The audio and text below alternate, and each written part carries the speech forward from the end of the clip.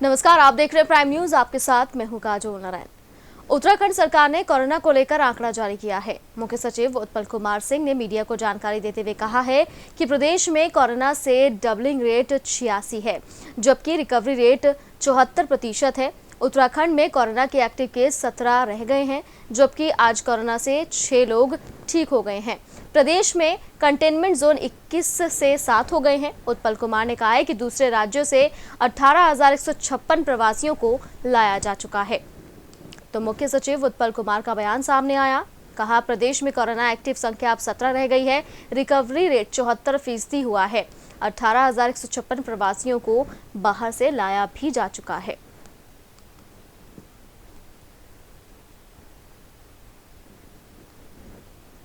जब हम लोग लास्ट मिले थे परसों, उस समय जो केसेस की संख्या थी वो 61 है और उस समय हमने बताया था कि उससे लगभग 2 दिन से हमें नए केस नहीं प्राप्त हुए हैं। आज भी वही स्थिति बनी हुई है। हमारे पास कुल 61 केसेस प्राप्त हुए थे और खुशी की बात यह है कि अब हमारे इन 61 में से 45 केसेस अब ठीक हो चुके हैं। उनका उपचार पूरी तरह से हो चुका है, स्वस्थ हो चुके हैं। और इस प्रकार से जब परसों हम लोग वार्ता कर रहे थे तो 39 केसेस थे। तब से लेकर आज तक 6 और केसेस हैं जो स्वस्थ हो चुके हैं। ये सारे 6 केसेस देहरादून ज़िले के हैं और जिनमें से 5 का पूर्ण रूप से उपचार दून मेडिकल कॉलेज में हुआ और 1 केस एम्स ऋषिकेश में स्वस्थ होकर वो वापस गए हैं। जब 2 दिन पहले हम लोग मिले थे तो उस समय हमारा डबलिंग रेट, जो इसका एक बड़ा की पैरामीटर है, वो 70+ था। चूँकि अभी तक हम उसके बाद नए केसेस नहीं आए हैं, तो अब डबलिंग रेट बढ़ के 96 दिन हो गया, 96 डेज। लालकुआं के हल्दू चौड़ गौशाला की बदहाली की खबर चलाने के बाद सांसद अजय भट्ट ने संज्ञान लिया और अजय भट्ट ने अपने अर्धर देवी माता मंगला देवी की मदद से 12 लाख से ज्यादा की धनराशि गौशाला संस्थापक को दी है। इसके साथ ही क्षेत्र के कई और जो दानदाता हैं वो मदद कर रहे हैं। तो सांसद अजय भट्ट ने बदहाल गौशाला पर संज्ञान लिया है। खबर चलाने के बाद संज्ञान में पूरा मामला लिया गया। गौशाला संस्थापक को 12 लाख की धनराशि दी है ताकि गौशालाओं की मदद की जा सके और सारी देखरेख की जा सके। जो भी अव्यवस्थित चीजें हैं उन सभी को व्यवस्थित किया जा चुके।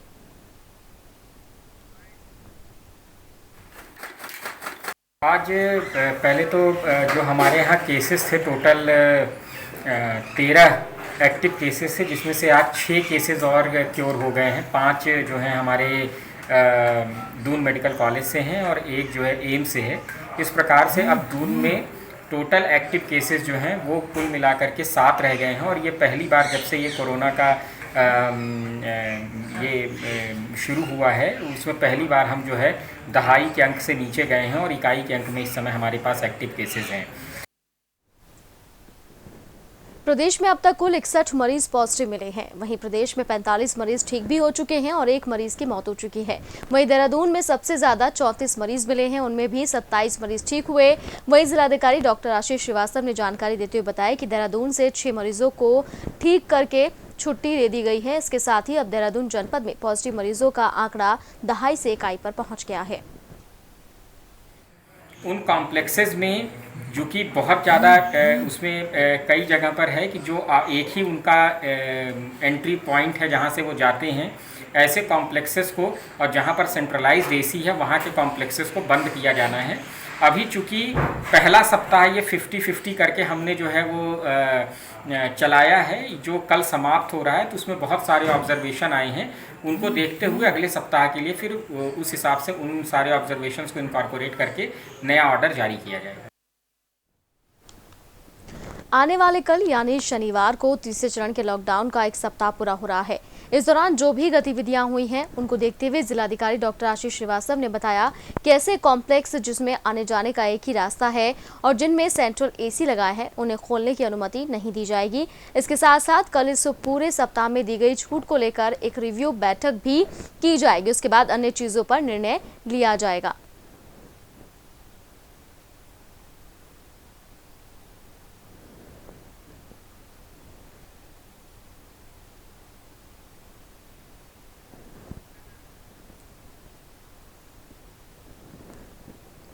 जहां एक तरफ सरकार पूरी मेहनत और मशक्कत करके कोरोना वायरस जैसे संक्रमण रोग से लड़ने में कामयाबी हासिल करने की कोशिश कर रही है, वहीं दूसरी तरफ राजस्व के चक्कर में सरकार के द्वारा तैयारियां पूरी न होने के बावजूद भी नदी खोल देने के कारण अव्यवस्थाएं दिखाई दे रही हैं। प्रशासन और सरकार की व्यवस्थाएं दुरुस्त न होने का एक प्रमाण उस समय मिला जब मीडिया कर्मियों ने लालकुआं के मोटा हल्दू अस्पताल के भीतर बिना सोशल डिस्टेंसिंग के भीड़ को अपने कैमरे में कैद किया। आनन फानन में पुलिस की टीम और अधिकारी मौके पर पहुंचे और सभी को सोशल डिस्टेंसिंग का पाठ पढ़ाने लगे।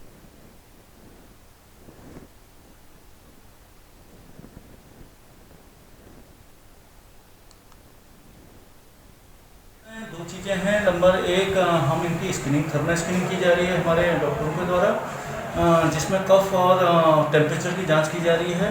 और दूसरा ये है, हम ये सुनिश्चित कर ले रहे हैं कि ये पिछले लॉकडाउन की अवधि से यहाँ पर ही मौजूद है। ऐसा है, ये जो हमारा प्राथमिक स्वास्थ्य केंद्र है ये मेरी ग्राम पंचायत में आता है और दुर्भाग्य कहूँगा मैं इसको कि सोशल डिस्टेंसिंग का आप खुद ही देख रहे हैं कि यहाँ पर कोई भी पालन नहीं हो पा रहा है, जबकि यहाँ पर पुलिस भी लगी हुई है और सारी पुलिस की तरफ से भी मदद की जा रही है, लेकिन ये सोशल डिस्टेंसिंग का बिल्कुल पालन नहीं हो पा रहा है और धारा 144 का भी खुला उल्लंघन है। एक तरफ से हम लोग इसके पालन की बात कर रहे हैं और एक तरफ से सरकार हमसे कह रही है कि आप घोला खुलवाइए। तो ठीक है, सरकार की बात मानने के लिए तो हम तैयार हैं, लेकिन जो धारा 144 है और जो लॉकडाउन चल रहा है और जो ये सोशल डिस्टेंसिंग की जो बात कर रहे हैं, तो उसका हम पालन कहाँ कर पाएंगे ऐसे में, और उसका पालन होना मेरे को लगता भी नहीं कि उसका पालन हो पाएगा। उत्तराखंड के पूर्व मुख्यमंत्री और कांग्रेस के राष्ट्रीय महासचिव हरीश रावत द्वारा सोशल मीडिया पर की गई टिप्पणी पर पलटवार करते हुए भाजपा विधायक गणेश जोशी ने कहा कि एक तरफ प्रधानमंत्री लोगों से सहयोग की अपील कर रहे हैं, वहीं दूसरी ओर कांग्रेस के वरिष्ठ नेता भ्रामक खबर फैलाकर लोगों को गुमराह करने की कोशिश कर रहे हैं।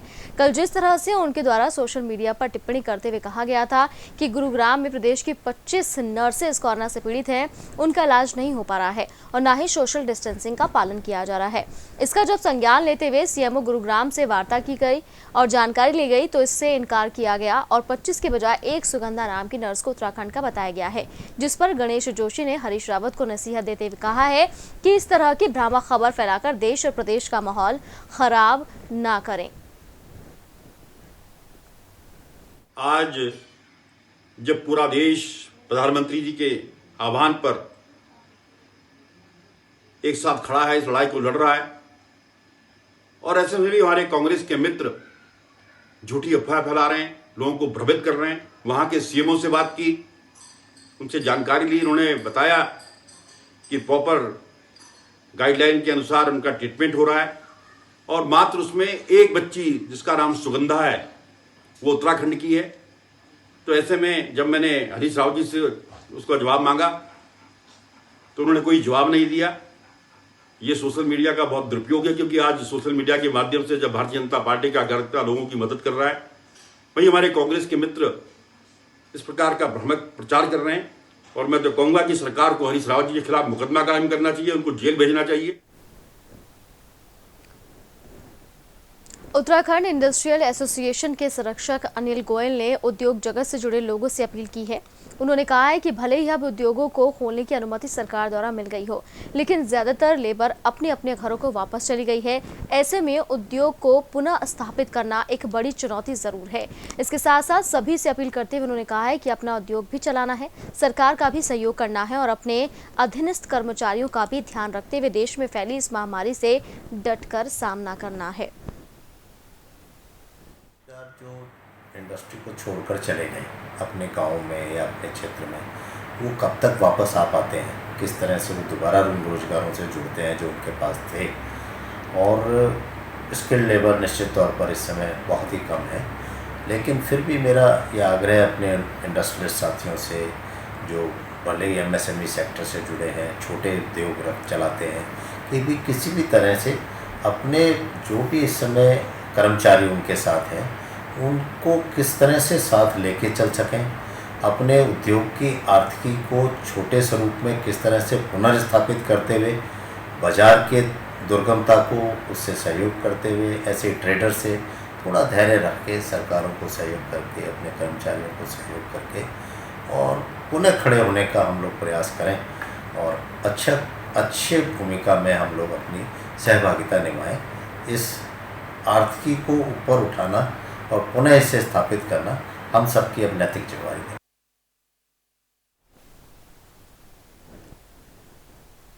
रुड़की के गांव रहीमपुर में मामूली बात पर दो पक्ष आमने सामने आ गए और दोनों पक्षों के बीच जमकर मारपीट पथराव भी हुआ है, जिसमें दोनों पक्षों के लोग गंभीर रूप से घायल हुए हैं और एक युवक की हालत गंभीर देखते हुए उसे हायर सेंटर रेफर कर दिया गया है। वहीं गांव में पुलिस बल की तैनाती भी की जा चुकी है। तो रुड़की में मामूली विवाद के बाद दो पक्षों में खूनी संघर्ष हुआ है, जिसमें लाठी डंडे और जमकर ईंट पत्थर चले हैं, जिसमें कई लोग घायल हुए हैं। एक की हालत गंभीर बताई जा रही है। पुलिस मौके पर पहुंची है, इस पूरे मामले का जांच की है और साथ ही साथ जो घायल था उसको इलाज के लिए हायर सेंटर रेफर किया गया है।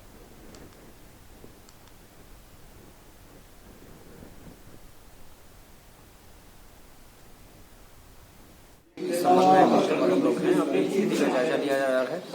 साथ ही संबंधित पक्षों से जानकारी जुटाने की कोशिश की जा रही है कि पूरा घटनाक्रम कैसे घटित हुआ। इसमें दोनों पक्षों की ओर से तहरीर मिलने पर अभियोग पंजीकृत कर अग्रिम विधि कार्रवाई अमल में लाई जाएगी। मौके पर पुलिस बल तैनात किया गया है ताकि किसी तरह की विधि व्यवस्था की स्थिति उत्पन्न न हो। इसमें दो लोगों को चोटिल होने की खबर आई है, जिन्हें अस्पताल रेफर किया गया है। लॉकडाउन के उल्लंघन करने के मामले में पूर्व मंत्री तिलकराज बेहड़ सहित 5 नामजद और उनके 20 से 25 समर्थक के खिलाफ रुद्रपुर कोतवाली में मुकदमा दर्ज किया गया। बताया जा रहा है कि 4 मई को रुद्रपुर के मालसा गांव में दो पक्षों के बीच हुई फायरिंग के बाद पूर्व मंत्री अपने 20 से 25 समर्थकों के साथ गांव में पहुंचे थे, जिसके बाद उनके द्वारा चौक सभा भी की गई थी। मामले में रुद्रपुर कोतवाली में बगवाड़ा चौकी इंचार्ज द्वारा मुकदमा दर्ज किया गया है। तो रुद्रपुर का पूरा मामला, जहां पर पूर्व मंत्री तिलकराज के खिलाफ मुकदमा दर्ज हुआ है, उनके समर्थकों के खिलाफ भी यहां पर FIR दर्ज हुई है। आपको बता दें कि गांव में दो पक्षों में विवाद हुआ था, जिसके बाद यहां एक सभा का आयोजन हुआ था।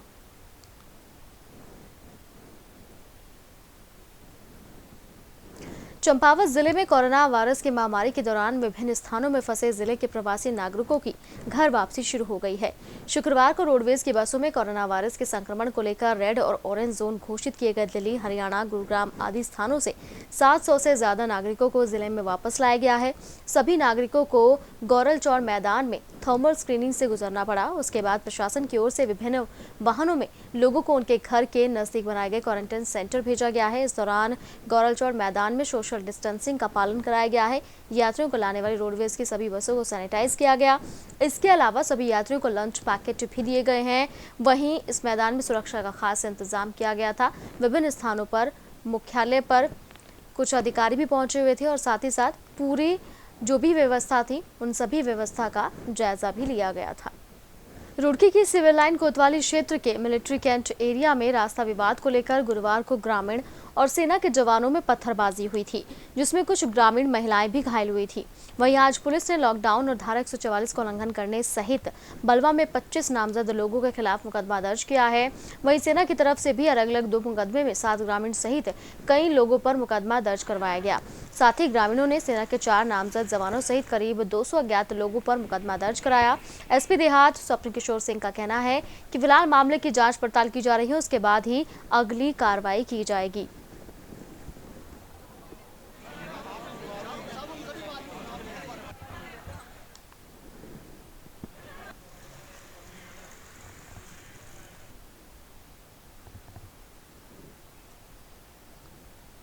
कल्याणपुर में रास्ते को लेकर एक विवाद की स्थिति में कल गतिरोध उत्पन्न हुआ था दो पक्षों के मध्य, जिसमें कुल 4 अभियोग पंजीकृत किए गए हैं।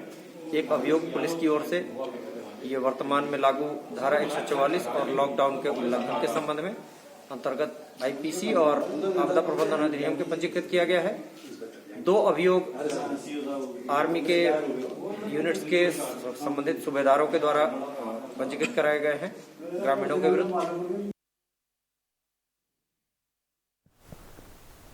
हल्द्वानी के बनभूलपुरा क्षेत्र में पिछले 28 दिनों से कोई भी कोरोना पॉजिटिव केस न मिलने के बाद कंटेनमेंट और बफर जोन से मुक्त कर दिया गया है।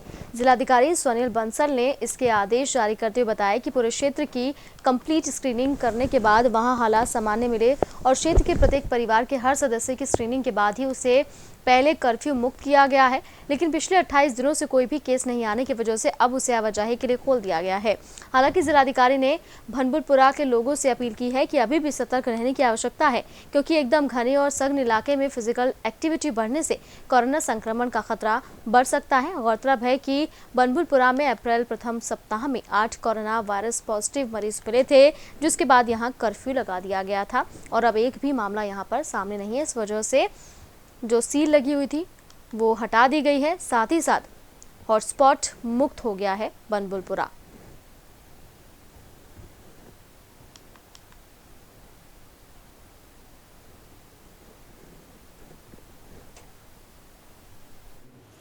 हमारी आईडीएसपी टीम्स और हेल्थ सर्वेलेंस टीम्स द्वारा हाउस टू हाउस सर्वे का पूर्ण किया जा चुका था। जितने भी हमारे यहाँ पर पॉजिटिव केसेस प्रकाशित हुए थे तो उनकी कॉन्टैक्ट ट्रेसिंग भी पूर्ण की जा चुकी थी और जो संदिग्ध केसेस थे उनकी सैम्पलिंग, एक्सटेंसिव सैम्पलिंग हुई थी यहाँ पर, वो भी हमारी कंप्लीट हो चुकी थी।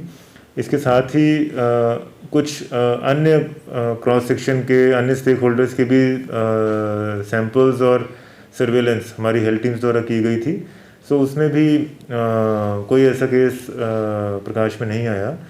इसके साथ ही जो हमारी कंटेनमेंट गाइडलाइंस हैं उसके अनुरूप 28 डेज़ का हमारा पीरियड रहता है after last case test positive. तो हमारा जो लास्ट केस था वो फर्स्ट वीक ऑफ अप्रैल में परिलक्षित हुआ था, तो तब से ऑन अकाउंट ऑफ 28 डेज़ हमारा कंटेनमेंट का पीरियड भी पूर्ण हो चुका है।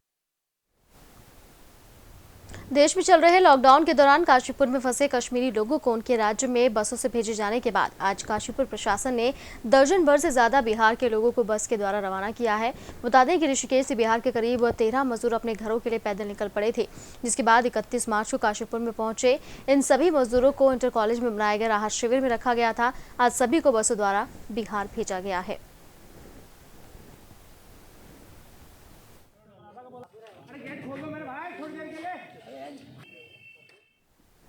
देशव्यापी लॉकडाउन के चलते शमशान घाटों पर विसर्जन के लिए रखी गई लोगों के परिवार के मृतकों की अस्थियों को उत्तराखंड सरकार के द्वारा विसर्जन की अनुमति दिए जाने के बाद अब मृतक लोगों के परिजनों ने हरिद्वार का रुख करना शुरू कर दिया है। तो वहीं देवभूमि के अन्य स्थानों के साथ साथ काशीपुर के शमशान घाट के प्रबंधन कमेटी ने भी उत्तराखंड सरकार का आभार जताया।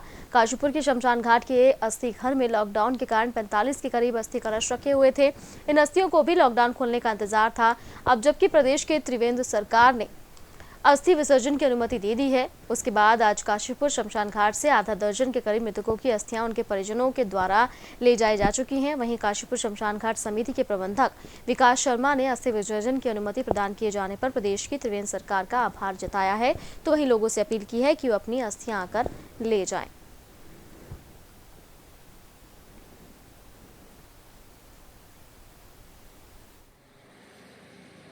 मैं माननीय मुख्यमंत्री और हमारी राज्य सरकार का धन्यवाद करना चाहता हूं कि उन्होंने अस्थि विसर्जन की परमिशन अनुमति देकर जो अस्थियाँ लॉकडाउन में रखी हुई थी पिछले 40 दिन से, वो अपने गंतव्य को चली गई हैं और अब तक हमारे शमशान घाट से 6 मृतकों की अस्थियाँ जा चुकी हैं। और मैं आपके चैनल के माध्यम से ये कहना चाहता हूँ कि जिनकी शेष अस्थियाँ रखी हुई हैं वो कृपया अपनी अस्थियाँ अनुमति लेकर विसर्जन करने की कृपा करें। धर्मनगरी हरिद्वार एक पौराणिक और धार्मिक नगरी है, जहां भारी संख्या में हरिद्वार यात्री घूमने और मंदिरों के दर्शन करने पहुंचते हैं। तो वहीं हरिद्वार में धार्मिक रीति रिवाजों के अनुसार मृत लोगों की अस्थियों का विसर्जन तीर्थ पुरोहित द्वारा मोक्षदायिनी मां गंगा में कराया जाता है। ये धार्मिक कर्मकांड देश में कोरोना आपदा के चलते हुए लॉकडाउन की वजह से 23 मार्च से बंद था। अस्थि विसर्जन का कार्य करने वाले तीर्थ पुरोहित लगातार सरकार से हरिद्वार में अस्थि विसर्जन का कार्य खोले जाने की मांग कर रहे थे। इसके लिए इनके द्वारा मुख्यमंत्री को ज्ञापन भी दिया गया था।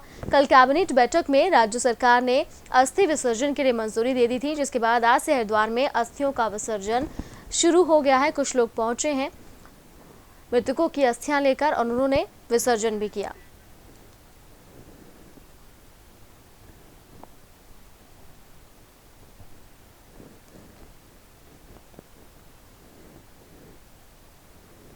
मसूरी प्रशासन द्वारा शुक्रवार को मसूरी मरेपंप हाउस और स्प्रिंग रोड में करीब 45 गरीब और जरूरतमंदों को राशन वितरित किया गया। वहीं पुलिस के माध्यम से 80 परिवारों को राशन दिया गया है। इस मौके पर एसडीएम मसूरी द्वारा सोशल डिस्टेंसिंग और मास्क न पहनने वालों को कड़ी चेतावनी भी दी गई है। उन्होंने कहा है कि जो लोग सोशल डिस्टेंसिंग का पालन नहीं करेंगे और मास्क नहीं पहनेंगे उन्हें कोई मदद नहीं दी जाएगी। एसडीएम मसूरी वरुण चौधरी का कहना है कि लॉकडाउन के तहत कई गरीब और जरूरतमंद लोगों को राशन देने का काम किया जा रहा है और लोगों को कोरोना वायरस के संक्रमण से निपटने के लिए जागरूक भी किया जा रहा है।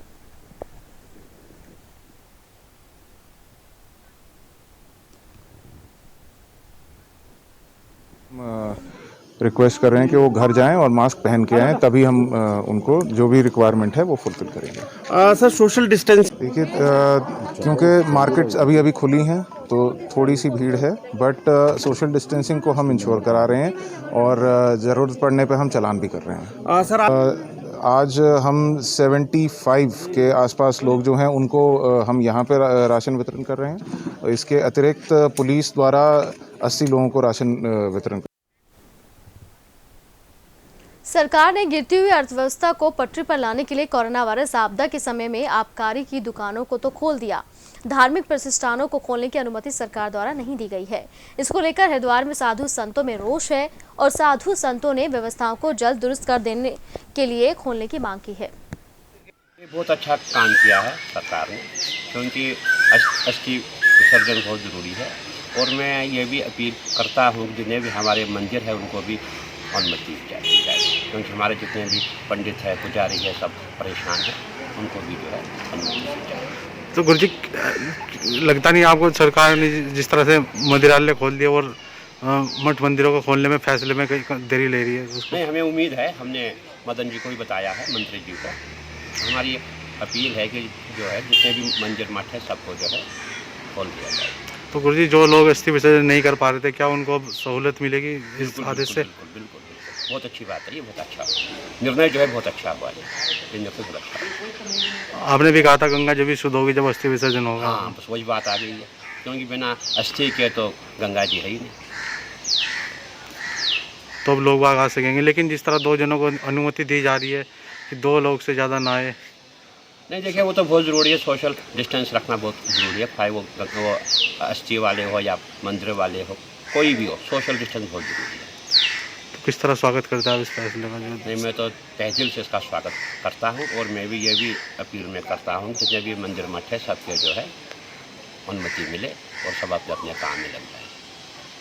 कीशा के पूर्व राज्य मंत्री डॉक्टर गणेश उपाध्याय द्वारा एक जनहित याचिका नैनीताल हाईकोर्ट की सुनवाई न्यायमूर्ति सुधांशु दुलिया और न्यायमूर्ति रविंद्र मैथानी की खंडपीठ में चल रही थी। लॉकडाउन की वजह से किसानों के गेहूं और गन्ने में पूर्व में धान कम भुगतान मुख्यमंत्री ने 24 घंटे में करने की बात कही थी, लेकिन 7 महीने के बाद भी भुगतान नहीं हो पाया है। डबल बेंच की खंडपीठ में एक जनहित याचिका दायर की थी और जिसमें इस कोरोना वायरस के दौरान हो रही भुगतान के संबंध में बात की थी, जिसमें मैं धन्यवाद दूंगा कोर्ट को। उन्होंने गेहूं के फसल के लिए 48 घंटे से 1 हफ्ते के अंदर देने का आदेश दे दिया गया है। दूसरा मेन अब है 12 तारीख को गन्ने का। हमारे उत्तराखंड में 7 शुगर फैक्ट्रियाँ, एक काशीपुर बंद हो चुकी है। वर्तमान में जो भुगतान करना है, लॉकडाउन में भी तस्कर नए नए तरीकों से तस्करी को अंजाम दे रहे हैं। हल्द्वानी के भनबुलपुरा क्षेत्र में एक ऐसा ही मामला सामने आया, जहां भनबुलपुरा एसओ सुशील कुमार ने चेकिंग के दौरान एक बिना नंबर की एम्बुलेंस से चरस तस्करी का पर्दाफाश किया है। चेकिंग के दौरान जब पुलिस ने एम्बुलेंस को रोका तो उसमें सवार युवक के पास 20 ग्राम स्मैक बरामद हुई। ये एक एम्बुलेंस वाहन था जिसकी कोविड-19 की उसमें लगा हुआ था। ये हल्द्वानी क्षेत्र से आज सुबह एक सूचना मिली जिसके आधार पर हमने इस वाहन को रोका और जब इसको चेक करा तो उसमें से एक आदमी तो कूद करके भाग गया था। एक आदमी को हमने पकड़ा, उसके पास से हमें 20 ग्राम से अधिक जो है हमें स्मैक बरामद हुई है। जब पूछताछ करी इससे तो पता लगा ये किच्छा के दरोज क्षेत्र से लेके आ रहा था। उसने इसका नाम भी बताया है। हम उसको कॉन्टैक्ट के आधार पर ट्रेस भी कर रहे हैं और नामजदगी भी बढ़ा रहे हैं। इसकी एम्बुलेंस हमने सीज करा ली है इसमें और इसको गिरफ्तार करके माननीय मजिस्ट्रेट के यहाँ भेज रहे हैं। टिहरी में एक बस टिहरी घनसाली से ऋषिकेश जाते वक्त नरेंद्र नगर के पालसाड़ में पलट गई। सड़क पर बने गड्ढों और मोड़ होने के कारण अनियंत्रित होकर ये बस पलटी है। गनीमत ये रही कि बस में सिर्फ चालक ही था जो बस को चला रहा था। ड्राइवर को मामूली चोटें आई हैं। प्राथमिक उपचार के बाद अस्पताल से चालक को छुट्टी दे दी गई है। बरसात के कारण ऑलवेदर रोड पर कई जगह पेंटिंग उखड़ गई है। ऑलवेदर रोड कंपनी ने ऐसी जगह पर गड्ढे और बड़े कर दिए हैं मगर भरे नहीं हैं। इन गड्ढों पर वाहन हिचकोले खा रहे हैं और लगातार दुर्घटना की आशंका बनी हुई है। क्षेत्र की जनता लगातार मांग कर चुकी है लेकिन इस पर कोई कार्रवाई नहीं हो रही। शासन द्वारा जो बाहर के लोगों को उत्तराखंड में लाया जा रहा है उसमें मैं एक बस घनसाली छोड़ने गई थी बाहरी व्यक्तियों को जो उत्तराखंड के निवासी हैं। तो वापसी आते समय संभवतः मोड़ या फिर होने वाली जो रिपेयरिंग का कार्य चल रहा है उसके कारण संभवतः उसका बैलेंस बिगड़ जाने के कारण गाड़ी रोड पे पलट गई थी। इसमें एक चालक था जो चालक को हल्की फुल्की चोटें आई थी, बाद उपचार उसको घर भेजे। और यूके प्राइम में फिलहाल के लिए इतना ही। देश और दुनिया की तमाम बड़ी खबरों के लिए आप देखते रहिए प्राइम न्यूज़।